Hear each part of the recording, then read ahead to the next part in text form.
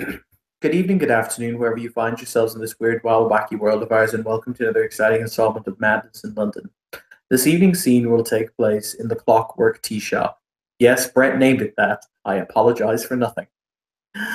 Um, the hour has grown late, so late, in fact, that Luke has had to step away from his normal job of catering to the front and to catering to the counter and distributing orders. So Xavier has decided to stay in order to pick up the place, as it were. So he is currently engaged in sweeping behind the counter and clearing the food preparation area.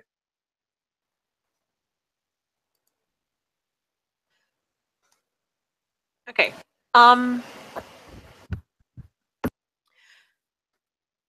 she's still got to pass a whole day, one day left until her wife comes back with the information on, well, not just the information, but an entirely new wraith.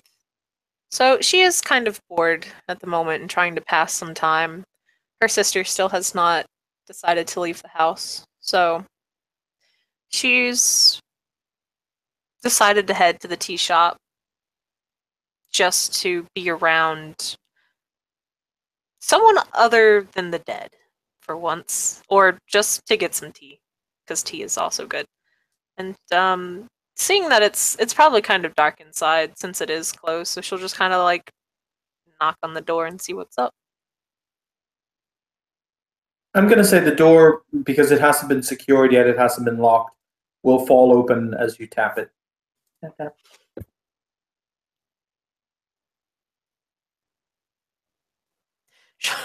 She'll poke her head in and just kind of say, "Okay, this is the start of a horror movie right now, and after being almost eaten by couch cushions yesterday, I don't feel like dealing with that." I assure you, comes the voice from behind the counter. As Xavier stands up from where he was emptying out the filters for the coffee machine. This place is so heavily secured, my dear, that it would not matter if it was a horror movie. It wouldn't get through the door. Might not get through the door, but then again, neither did Freddy. He came in through your mind and your dreams. And what if I told you that this place was even secure in your dreams? I'd say that was kind of weird. Hmm. Welcome to the awakened lifestyle. Ah, yes. That. Definitely a thing. I believe it was Sigmund Freud who said, everyone's crazy, normal people are just compensating. If I remember that correctly, isn't he the one who also said about the whole, fucking your parents thing? Yes, the Oedipus complex. Yep. Well, would you mind closing the door, either coming in or out? You're letting the chill in. She'll just head inside. Luke has unfortunately gone home, so I cannot offer you food, but I can offer tea or coffee if you would prefer. No, thank you. Well, I can make myself some tea. I don't believe you can, miss. Make myself some tea. Really? Yes, miss. Yes. And why not? He'll kind of extend his hand to her, as in to kind of gesture to come back here. She'll follow. As you do so, you see the fact that the tea machine that he's standing in, there is no obvious kettle. The coffee machine, the coffee slash tea distribution machine, may look normal from one side, and you assume to the mortal clientele looks normal in every respect.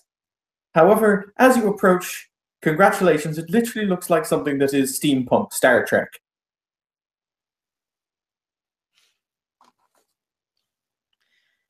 Even though, hold on, let me make sure real fast before I say this. Okay, You yep. check and see if you've got any. Hmm?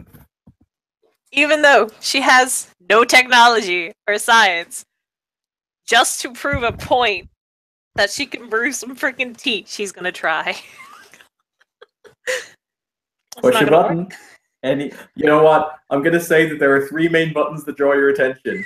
One is square, one is ovuloid, and one is a triangle. This shit's not gonna go well. You know what? Everything bad happened by pushing the middle, so why not? Let's push the middle one. So you're pushing the oval. Yes. Excellent. Xavier will casually sigh, and he'll say, well, looking on the bright side, I don't believe we were going to use that power generation station anyway. Well, it's not my problem you have that hooked up to a coffee and tea machine. No, miss. Would you care for me to brew you some tea? Why do you keep calling me miss?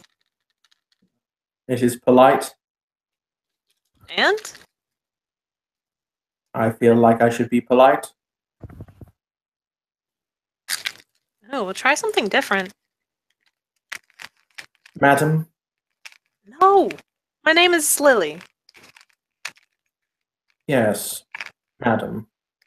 Oh my god.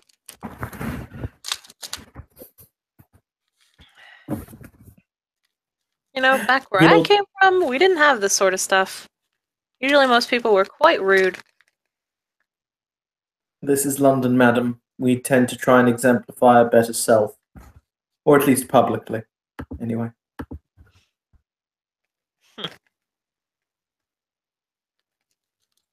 Okay. Well, it looks like you're closing up, so I won't ask for any tea then. It'll be fun. He will very casually push a very odd sequence of buttons as you basically see a small cup materialize. As in, you are a Star Trek fan, so you've seen what what a replicator looks like, and the tea will pour into the replicated cup. I am happy to teach you how to do it if that was what you desired, but you didn't ask.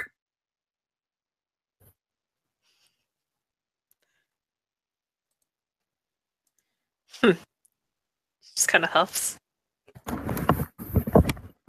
You kind of get the sense that he's smiling, but you can't obviously tell. Would you prefer it if I called you Lily in that case? Yes, I would actually. As you wish. Miss Thank Lily.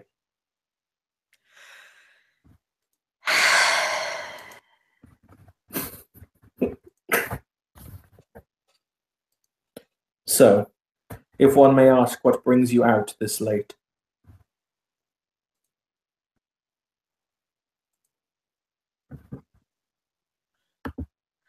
I'm just trying to keep myself busy.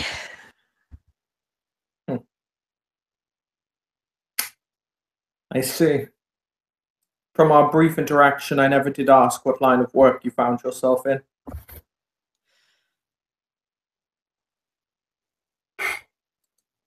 I create just tiny little tools, I suppose, that help. You know, mages, of course, with their spells and everything, prime and matter and all that fun stuff. And then I also work at a library. Ah, you create somnambula introfectant foci. Yeah, totally. That's exactly what I do. I see. Excellent. Mm-hmm. She says, drinking her tea, trying to look nonchalantly, not saying what the fuck did he just say. Slightly, yeah. Xavier, for his part, will press another sequence of buttons. Another cup will materialize, and you will see what looks to be some kind of green tea poured into it. Uno momento, por favor. I actually need to make some rolls to do this.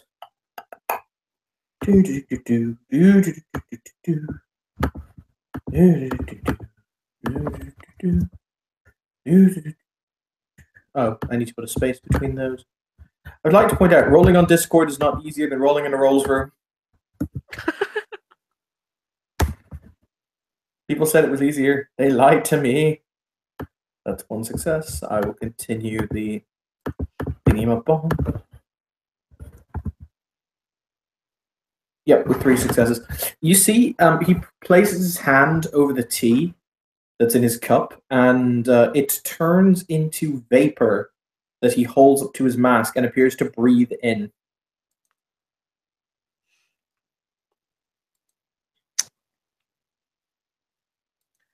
Yeah, she's not gonna say anything about that.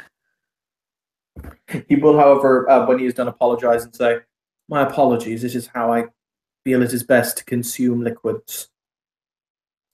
Oh no, it's fine. It doesn't bother me. Ah, excellent. Mr. Carnifex decided it would be interesting to poke fun at it earlier. Yeah, well, I don't really like the carnival worker either. Oh, I see.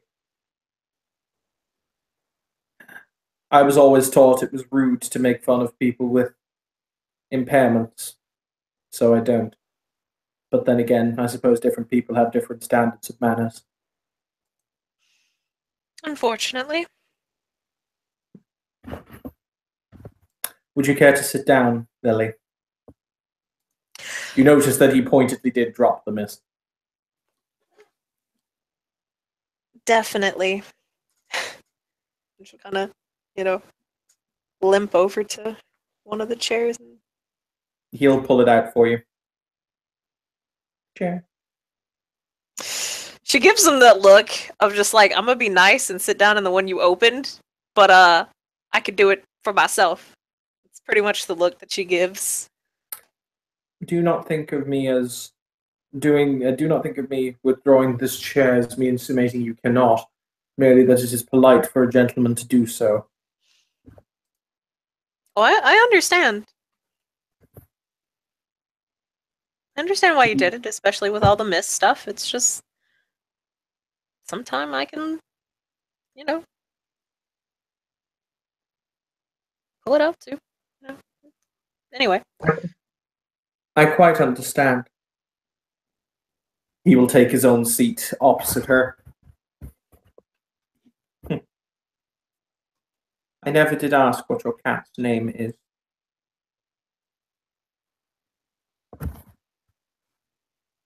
My apologies. What? I never did ask what your cat's name is. Oh, she's Ayala. Kim, Ayala is a reference to something. It is? I'm nearly certain it's a mythological reference. Let's see. Ayala?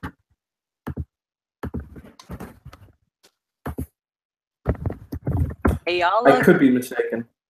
The only thing I really see when I Google Ayala is a school in California, a family,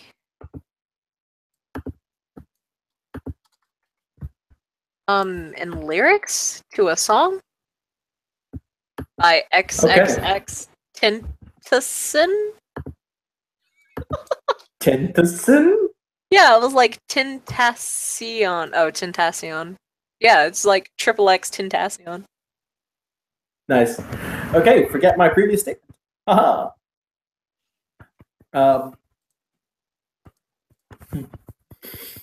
And so what brings you to London? You're clearly not a native. Well, I thought this would be a lot better than Arizona. Ah. Did the desert air not agree with you? More like the people. What, small-minded and clutching Bibles? Exactly. Oh. I see. Amusing. To some, I suppose. No, it is. He appears to contemplate for a moment, and he says, "I've seen hell, and it looks nothing as they describe."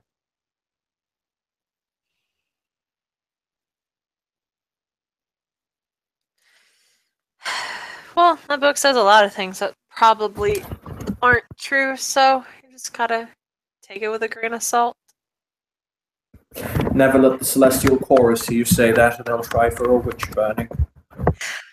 Actually, I had to go speak to a chorister yesterday. That was interesting. Oh, in what manner? Well, it was a chorister. And This is like a This is Mr. Overhill, I assume. yes, indeed. Hmm. It was rather not what I was expecting. He seems to be rather calm and nonchalant, I'll give him that. Definitely. Which I is think the rather fi- nice. I think the fire and brimstone only comes in when you reach a depth. Yeah, that's possible. Ugh, all these traditions is I'm so glad I'm not with any of them. Xavier nods and he says, "Ah, my path was always pre-chosen for me. My mother was a member of the society, as was her father before him, her mother before him, her father before him. The Rathholms have always been members of the Society of Ether, even back before we broke with the technocracy."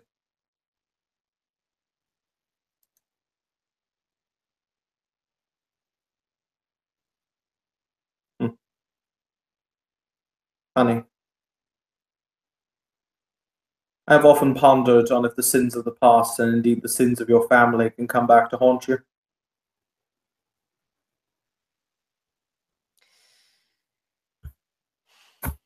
She just kind of shrugs.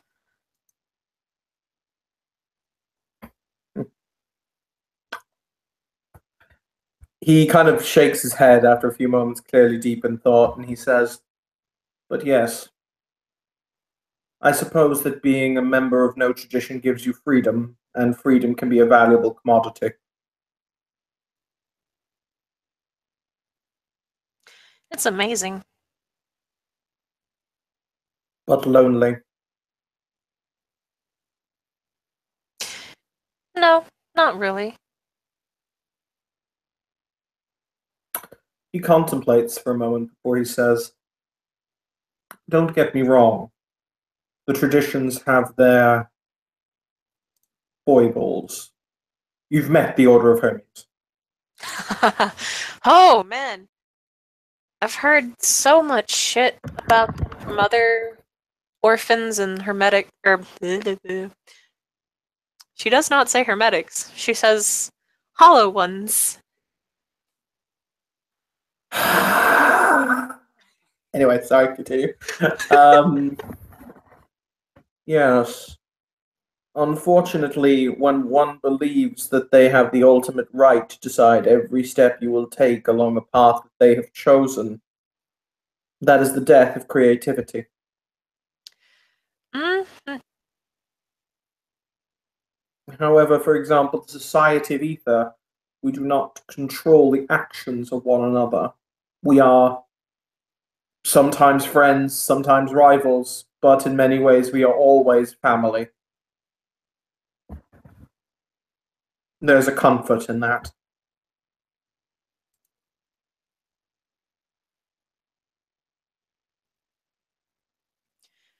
She just kind of shrugs.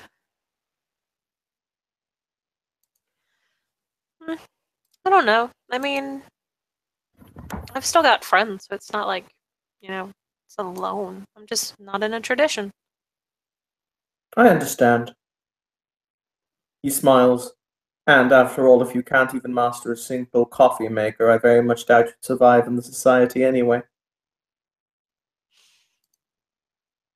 I wouldn't want to be a part of the society anyway. No, I sense that your motives and your means lie more down the mystical than the technological. Indeed. There's nothing wrong with that. We all have our own path that we walk towards enlightenment. Mm-hmm. Needless to say, unfortunately, the problem with the Order of Hermes is they've been walking one man's path for 2,000 years. Yep.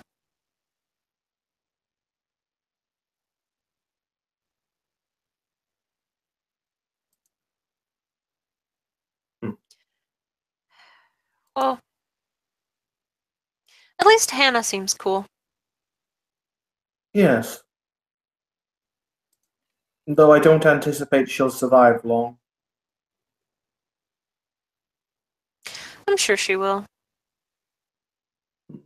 Society tend to not like, oh, not society, the Order of Hermes tend not to like free thinkers.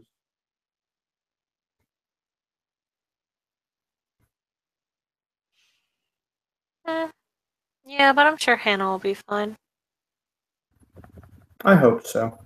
She seems like an agreeable sort. I'm sure she will be. How was it you phrased it? The carnival worker, on the other hand, not so much. You see, he modulates his, he reaches up, and you notice for the first time as he pulls back his hood that there are buttons on the side of his mask, and he presses some of them, and he basically, his voice sounds like Carnifex's now when he speaks, and he says, you are neither, what was it, Mathos or Pathos or something like that? Mother or father? I can't remember what it is. Yeah, something like that. But he'll basically say that in Carnifex's voice. She'll just roll her eyes. Before his voice returns to normal, and he says, I did find that rather amusing, and telling the poor boy you're eventually going to die because of your powers was not exactly helpful.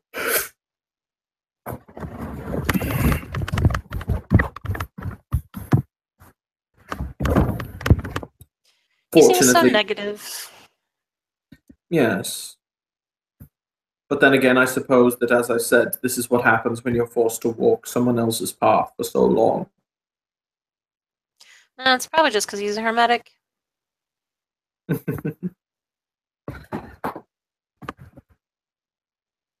He seems to But fit the yeah, stereotype.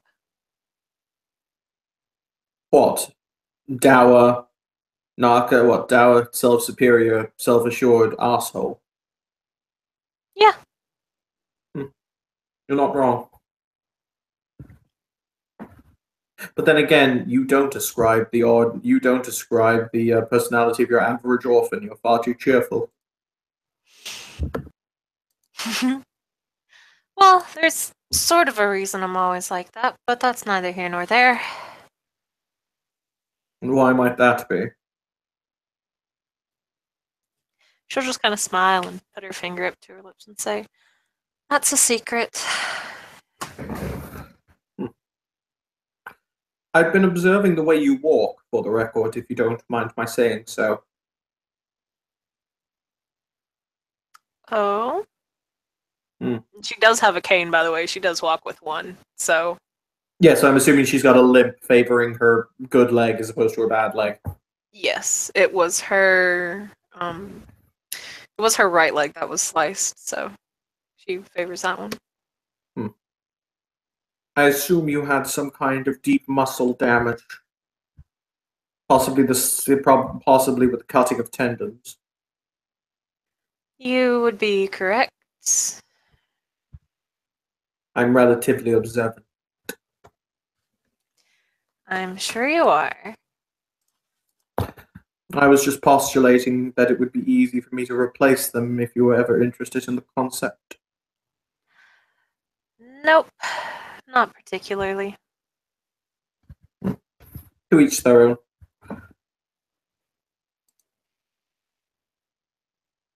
I understand what I have, and I'll be fine with it. Hmm. Hurts like a With that, bastard, don't get me wrong, but perhaps we could give you something for the pain. I'm already taking stuff. Well, If you ever require something that works more efficiently, you shall let us know.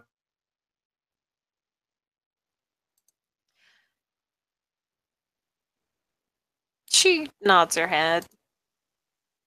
One of the Definite. members of... Oh, sorry, continue. Oh, my bad. It was just gonna be like a little tidbit. Anyway, yeah, you can go on. One of the members of my own cabal is a rather ingenious chemist who specializes in who specializes in enlightened science of medicine and metaphysical augments for the human personage, and I'm sure he'd be more than happy to help with any pain needs you may have.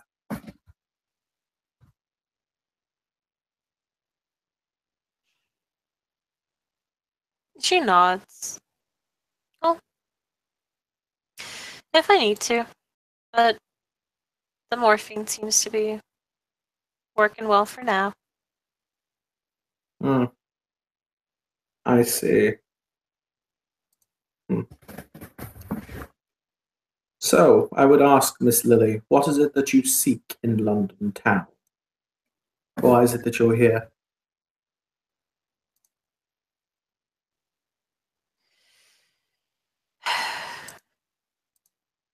Really, to just get away from America. Hmm. That's really all. I don't really have any other goal other than that. Well, I take it back. I suppose I have a goal now, but I didn't come here with one.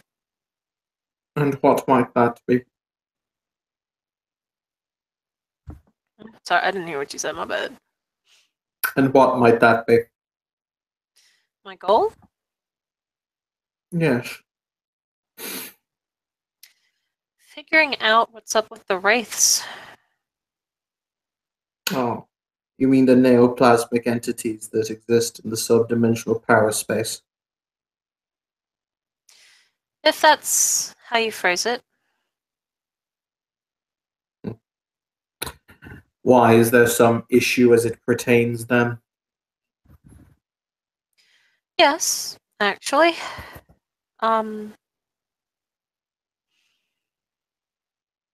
They are missing from the tube. I went down there the other day and they weren't there. I can already answer why that is if you desire an answer. Oh, I know why. I saw it. I was almost eaten by it. Ah, but do you know why that is there? I was gonna figure out soon. I can tell you now if you'd like. Sure. It's simple. Were you here the other day when they asked me to slice into the when they asked me to slice into the government records as to the power generation and the security feed cameras for a specific place in the tubes? I was here, I wasn't paying attention. That's fair. I was unable to do so. As a matter of fact, the entirety of the network had been scrubbed clean. So clean, in fact, that there was no data to be found. Or what data there was a seamless loop. Really, too seamless for anyone who was not trained in it to catch. So, your Wraith friends, or the Wraiths indeed, in the junction, well, to the right individual who knew how to look in the right places, they are witnesses.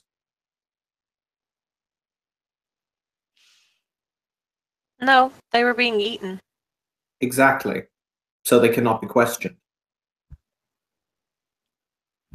They were witnesses. Not entirely. I'm thinking they were just eaten because they were just being eaten. The couch cushions seemed hungry. They were going to eat me, and I didn't witness anything. There was nothing down there to witness. No. As in the Wraiths may have witnessed what happened there the other evening when there was the power spike. But the thing is that even though those wraiths that saw it were eaten, any more that go down there are still continuously eating or being eaten. So it's not like they're seeing anything. Just I anyone who understand. travels down there is eaten. That makes, but the concept I'm trying to impinge upon you is, let us say you need something erased. So you apply an agent to erase it. Say a stain, for example. You require a stain erased, and you do so. You erase the stain. However, you find that any time more food is dropped on that specific place where you applied the bleach, it will once again miraculously be clean of the stain. I believe that essentially what happened was whoever our adversary is, who wiped the tube station logs and attempted to hack my own computer, released these, and he uses his fingers for the inverted commas, couch cushions in order to silence the wraiths. The fact that they're still there, well, they'd already done their job. Why bother cleaning that up?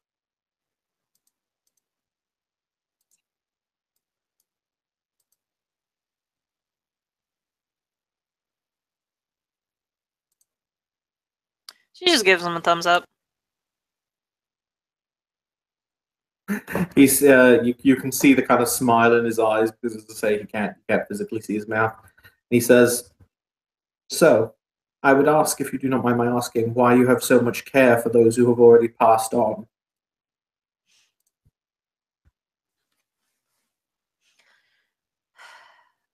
They are, in a way, still people, and it would be very hypocritical of me to not care about them. But it's a very noble sentiment.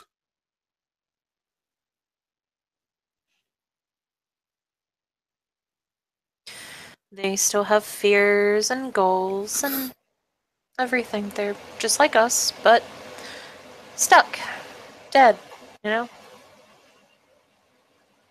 And someone you cared about deeply is amongst them.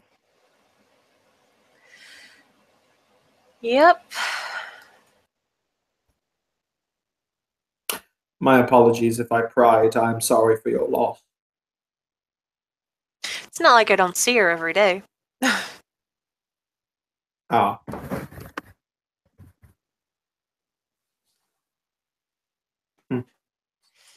Gosh, she still nags too. About what? There's a certain, let's call it a building, she doesn't want me to explore. A building. You see a quirked eyebrow. Yep. Well, she doesn't want me exploring it without what she calls a proper adventuring party that she told me she was going to get for me eventually. One assumes that this building is on the other side of the transinundational divide. Yes, it is in the Shadowlands. Ah, I see. Unfortunately, my expertise as it pertains to the different dimensional realms stray to the much darker areas than what you would colloquially call the Shadowlands. That's fine. I know enough.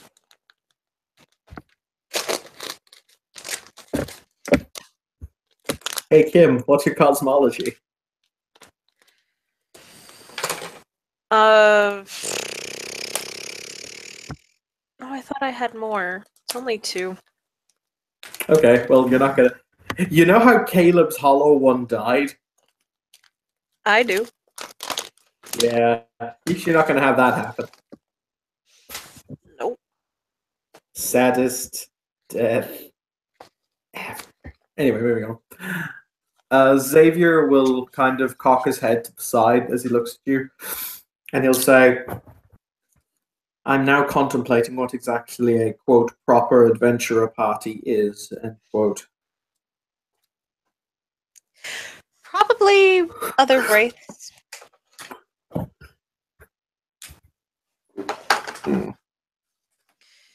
Well, other wraiths that are in, their little things and whatnot. I will be honest when I say the lore of the dead soul is not exactly something I know personally. I know a relative amount about the spirits that occupy the more salubrious areas of the Umbra, but not necessarily the Shadowlands. They're pretty cool. They, asked me not to tell all their secrets, though, so. Do you know all of their secrets? Not all of them, but I'm working on it. I would be very interested in a basic education if you were willing to give it. I'd have to talk it over with Melissa first. One understands. I am more than happy to offer knowledge in exchange. Ooh, that would be good. Well, then we can have a little get-together, because I offered Hannah the same thing. But of course she said, well, I need to get permission from the Order of Hermes. I'm just kind of like, ugh. I share your reaction of ugh. It's just kind of like if I wanted a parent to tell me what I, need to do in my life or to ask permission, then I would have stayed in Arizona with my parents. Well, what I would offer to teach you in exchange for your knowledge, I do not believe Miss Hannah's superiors would want her knowing. They don't seem to really want her knowing much other than what, they spoon feed. Well, let me ask you a question, Lily. What do you know of? You know the technocracy are enemies, correct? Yes. What do you know about the other true enemies?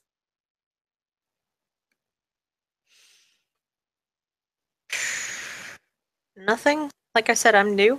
I've been a mage for like a year, but I was kind of in a certain place where I couldn't really learn much during that year, so I'm actually fairly new to all of this stuff. Have you ever heard the term Nefandus or Nefandi? I don't know. I might have. Is that one of the crazy ones that you gotta look out for? Because they do all sorts of crazy shit? No, that's a marauder. Oh, close enough. A Nefandus is a mage who sells his soul. Well, that's always fun. I consider it, well, and the Society of Ether consider it my function to hunt them down, because they are not only a danger to themselves, but a danger to everyone else. Regardless what you are offered, regardless what prices may be spoken, and they may be attractive, you say that you are new to this life and do not necessarily understand. Never agree, always walk away. The price is never worth the power.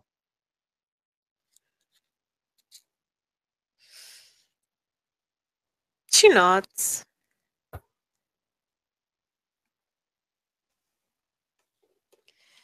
I'll be sure to do that. You see his expression kind of soften under the mask as it got really hard while he was talking about things he really didn't like. And he says, I possess quite a large occult library. If you ever require anything, you will let me know. And I am. He kind of looks around, even though he knows that they're alone, so it doesn't make a big deal. He also says, I lead a small group, the Order of the Gilded Nightingale. We are experts as it pertains to the acquisition. Actually, no. Question: does this character have any streetwise? No. Mostly because, she's new in town, and I thought that would be kind of stupid for her to have, considering she's new. But yeah, no, she doesn't. That's entirely fair. He will say, a small group called the Order of the Gilded Nightingale. Our purpose is to liberate items of occult and or technological occult and or technological interest from the mortal public so that they cannot harm themselves with it. But it also means that I carry considerable weight when it comes to my influence in the occult world. So if you should ever require anything, rare objet d'art, ritual materials, books, things of that ilk, you have only but to ask. I'll be honest, I might, but there's probably some hefty price to go along with that, and debt is not for me. I don't want any price. You say that now, but a debt must always be repaid. Unless it is not considered a debt. Ah, everything in this world is considered a debt. He looks at you and he says, "You have sat down and shared a pleasant cup of tea and a conversation with me, without looking at me as if I am some manner of freak. Oddly enough, to someone like myself, that's worth any dusty old tome." Because I know how it feels. I mean, it's not like I'm exactly an able-bodied citizen either. At least you can pass.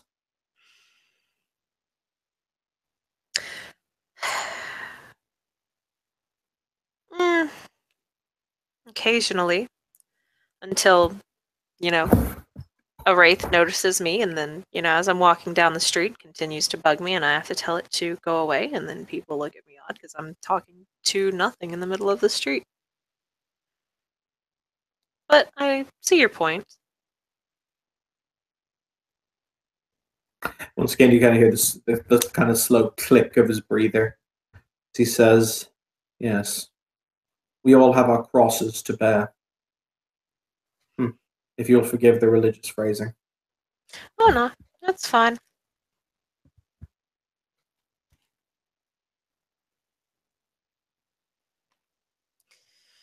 Well, if you ever need to deal with wraiths or anything of the sort, I'm capable of doing it. They seem to like me, probably because they think I'm one of them, but that's neither here nor there. As long as you do not seek to become one of them too quickly. I'd rather not die. Yeah, I had a couple wraiths say that I was gonna get eaten the other day, so I guess it was kind of like dying, but those were just grouchy old men anyway. So you said that there were blobs of darkness in the tunnel. Yep, probably tomorrow or the day after tomorrow, gonna go back down there and look at them. This time being smart and looking at them with my different kind of magey eyes on. I 'Cause I could forgot to do easily. that. Is it just observing them you wish to do? I probably will throw another sign at them, but Another observing what at them? sign. I have no idea what that means. Oh, there was a sign in the tunnel. I threw it through them because I wanted to see like what would happen if it would disappear, and they ate all of the words off of it. So then I just kind of stuck it in there, and I held it, and then it's like the shadow blob started growling at me, and then the couch cushion ate the sign.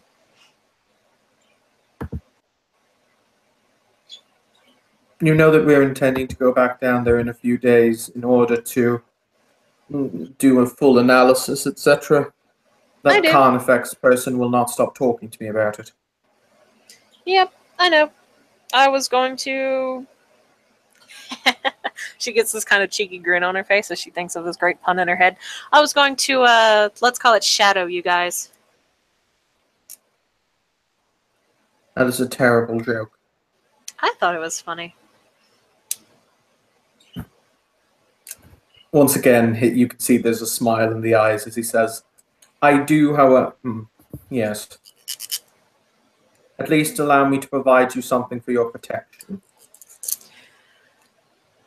I can barely walk as it is. I'd rather not have anything else to weigh me down, like armor of the sort. I'll be fine.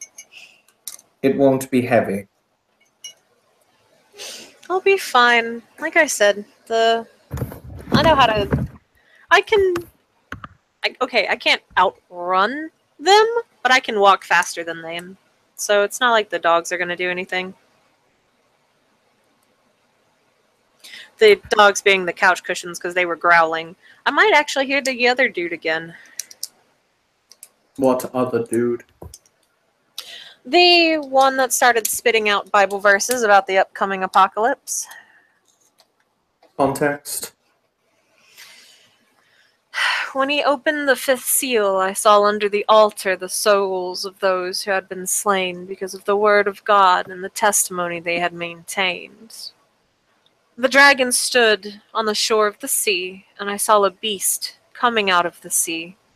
It had 10 horns and 7 heads, with 10 crowns on its horns. On each horn, or on each head, a blasphemous name. I watched as he opened the 6th seal. There was a great earthquake. The sun turned black like sackcloth made of goat hair. The whole moon turned blood red. It's from Revelations, verses about the apocalypse, when all 7 seals are... He shall rise up from the ocean, creating armies on every shore, turning brother against his brother, until man itself is no more. Sounded more like a poem than a Bible verse, but sure. Revelations 2:21. Like I said, I don't do the whole Bible thing. However, I do. I would like context as to where you heard this, if you do not mind. I was... let's call it playing. I was playing with the couch cushions, and when I got close, instead of hearing the usual growling, I heard something spitting off Bible verses like it was a pastor.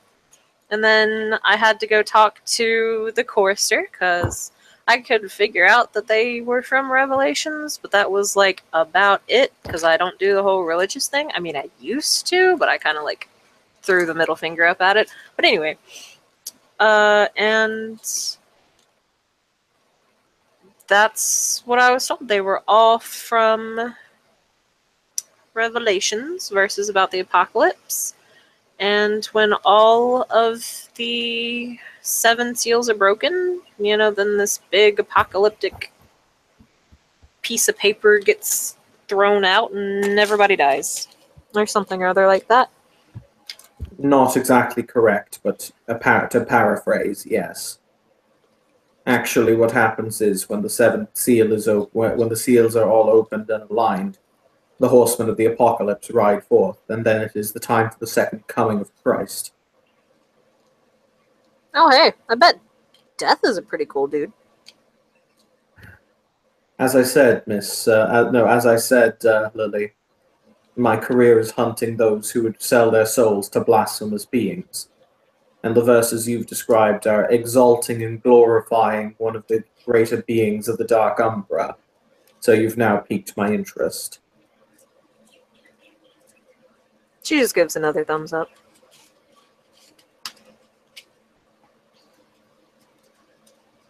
What size shirt do you take? Blink, blink. He doesn't appear to he doesn't appear to be he'll restate it again. What size shirt do you take? Blink, blink. The clothing you are wearing, what size is it? I already told you I don't want the armor. I'm not giving you armor. Then what are you gonna give? You'll see. No, I want to know. Protection. For? You. Okay, well, protection sounds a lot like armor anyway. And like I said, I'm good. He kind of marvels at the fact that you're turning down, protection, and he just says, I would very much rather you not die. I'm not gonna die. I'll be fine. Besides, if I die, it's not like I won't be right at home. I'm going to have those words written on your character's tombstone and make Steven's character look at them. I'll probably die in the Shadowlands. How you gonna get her body? I can step sideways, bitch. Fucking try it, asshole. Because her body will probably get eaten by the fucking couch cushions. Hashtag I'll fight them couch cushions. I will. They're just bitch-ass couch cushions. God dang it, Cam. God dang it. Ain't no couch cushion never fuck with me. Wish a bitch would. Hell no! I'll show you. I'll beat the stuffing right out of you. I'll fucking do it. It'll be Look at great. She's crazy. Funny enough, this is like the one character I've played that does not have a derangement. It's coming, Kim. It's coming. Yeah, like no, like when Brett was like, "Okay, when you get close, you start hearing stuff." I'm like, "Okay, what derangement am I getting today?" Because that's how Tony got schizophrenia. I was just like, "Bring it." Gravedigger got one of his derangements when he was in the fucking necropolis, when he looked up and saw a well of souls. And his response to this was, your mind breaks a little bit. My response was, yeah, it does. That'll be fun. I'm so excited to go to the necropolis. It's gonna be great. It nearly killed me in Bellic. It'll be amazing. Amazing! We had a scary Giovanni there who just kind of intimidated the race. I don't need no bitch ass Giovanni. Oh, it's on now. It's on like Donkey Kong. Right? Watch Tiger watch this scene and then he just kind of messages me later, be like, okay. And this random Giovanni dude just kind of shows up, and then Tim kind of just says, but that's my venue though. And then it just kind of goes all over the place. Anyway, shall we outro this because it's kind of getting late and silly? Oh, yes. Thank you, players, for doing the player thing. Thank you, watchers, for doing the watcher thing. This has been Evan and Kim shitballing for 45 minutes. Pretty much. Bye. Oh, P.S. Kind Effect sucks. Bye. Bye.